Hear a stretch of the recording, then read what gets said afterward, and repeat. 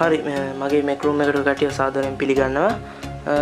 අපි මේ welding helmet එක අපි යූස් කරන්නේ සාමාන්‍යයෙන් ආක් වෙල්ඩින් වලදී සහ ගෑස් ෂීල්ඩඩ් වෙල්ඩින් වලදී. අපිට මීට අමතරව ග්‍රයින්ඩින් වලදී මේ ඔටෝ ඩාර්කනින් හෙල්මට් එක අපිට යූස් කරන්න පුළුවන්. හරි මේ ඔටෝ ඩාර්කනින් හෙල්මට් එකේ මේ තියෙන ප්‍රොටෙක්ෂන් කවර් එකෙන් කරන්නේ අපි නිකන් ඕවර්හෙඩ් වෙල්ඩිමක් කරනකොට මේ උඩ තියෙන සෝලර් සෙල්ස් වලට සහ මේ පල්ලෙහෙන් තියෙන UV සහ IR ෆිල්ටර් එකට ස්ලැග් එක වැටිලා ඒක ඩැමේජ් වෙන එක වළක්වන එක තමයි මේ ප්‍රොටෙක්ෂන් කවර් එකෙන් කරන්නේ. අපිට ඕන නම් මේ ප්‍රොටෙක්ෂන් කවර් එක මාරු කරන්නත් පුළුවන්. මේ තියෙන්නේ මේ ප්‍රොටෙක්ෂන් කවර්ස් මේ වෙනම දාන්න පුළුවන් මේ කවර් එක.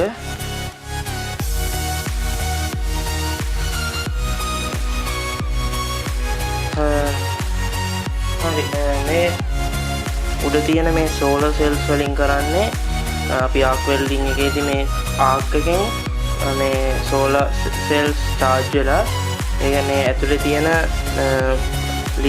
ලිපෝ බැටරි charge කරන එක. ඊට පස්සේ මේ පල්ලෙහෙන් තියෙන UV සහ IR ෆිල්ටර් එකෙන් කරන්නේ ඇහැට UV සහ IR කිරණ ගමන් කිරීම වළක්වන එකයි.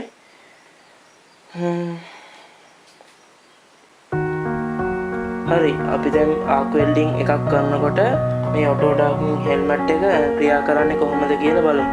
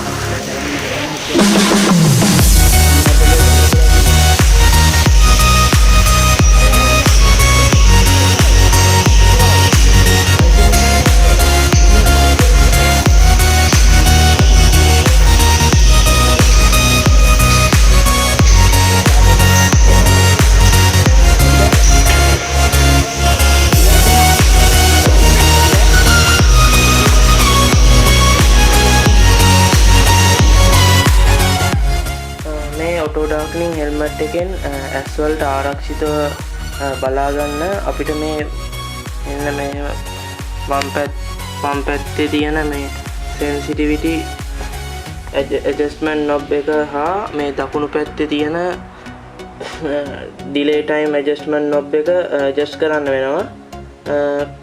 ඊට පස්සේ මෙතන එළියෙන් තියෙන මෙතන මේ ෂේඩ් ඇඩ්ජස්ටර් නොබ් එක. ඒකින් අපිට ආක් ඉන්ටෙන්සිටි එක අනුව පැහැදිලිව බලා ගන්න පුළුවන් විදියට පහසුවෙන් මේ නොබ් එක ඇඩ්ජස්ට් කරලා කරන්න පුළුවන්. මීට අමතරව අපිට නිකන් කට් ඔෆ් මැෂින් එකක් නැත්නම් ග්‍රයින්ඩර් එකක් යූස් කරනවා නම් අපිට ග්‍රයින්ඩින් ෆන්ක්ෂන් එකට දාන මේ පැත්ත රොටේට් කරලා ඒ ග්‍රයින්ඩින් ෆන්ක්ෂන් එකට දාගන්න පුළුවන්.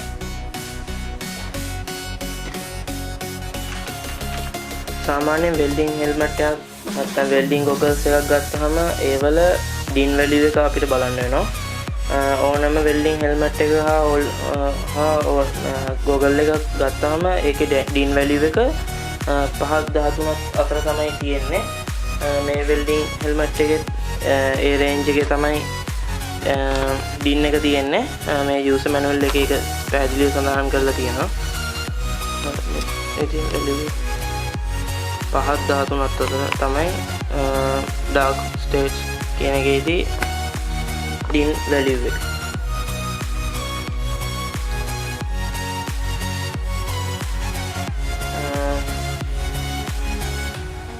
මං කිව්ව මේ සියලුම කරුණු මේ යූසර් මැනුවල් එකෙත් සඳහන් කරලා තියෙනවා.